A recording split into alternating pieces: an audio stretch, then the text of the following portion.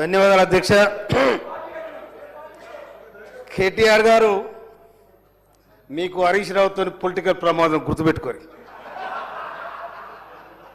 ఎందుకంటే నీ చెల్లె ఒక వికెట్ ఎగిరిపోయింది, నీ పని బట్టే ఖాయం. ఎందుకంటే మీరు పోటీపడి దోసుకున్న రాష్ట్రాన్ని. మీ అందరికంటే ఎక్కువ హరీష్ రావు దగ్గరనే పైసలు ఉన్నాయి, అందరికంటే ఎక్కువ హరీష్ రావు దగ్గరనే పైసలు ఉన్నాయి. ఇక్కడ ఉన్న ఎమ్మెల్యేలు కేటీఆర్ గారు మీ మాట ఎవరు చెప్పండి, ఆడ ఉన్న ఎమ్మెల్యేలు ఎవరెవరు మీ మాట వింటారో చెప్పండి. హరీష్ రావు మాట వింటారు. రేపు నేను ముంచేది ఖాయం, గుర్తుపెట్టుకోండి. ఎందుకంటే 2001 నుంచి చూస్తున్నాను. చెప్తాయినా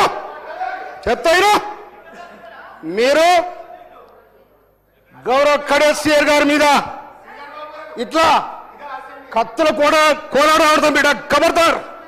ఏమనుకుంటున్నావు? మా పరికత్తులు లేసేనుకో నీ గడికి ఏమైనా కడతామని చెప్తామని చెప్తున్నా. ఎవరు బెదిరిస్తున్నావు?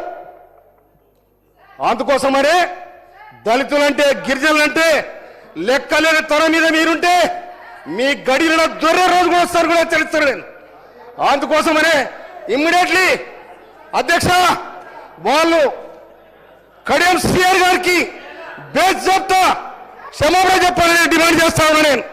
ఇవాళ ఇంకొక మాట, ఇవాళ కాళేశ్వరం కట్టినాడు అదే కేసీఆర్ గారు ఫడ్నవీస్ ముఖ్యమంత్రి గారిని జగన్ గా ఆనాడు ఆంధ్రప్రదేశ్ ముఖ్యమంత్రి జగన్ పిలిచాడు.